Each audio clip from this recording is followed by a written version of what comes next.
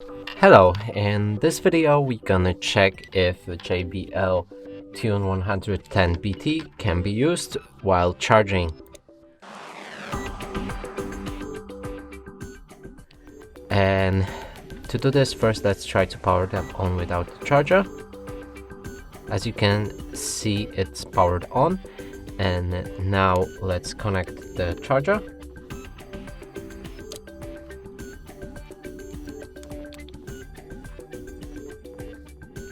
So now that it's charging, we can try to move on to our smartphone or iPhone or any other device.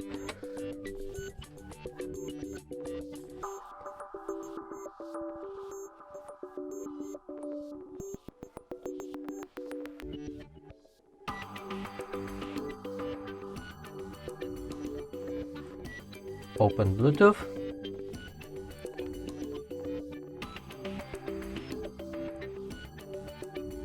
Go for Bluetooth settings.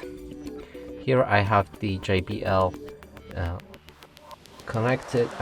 added, but if we try to connect with them, they don't work, so it seems you can't listen through these headphones while they are charging.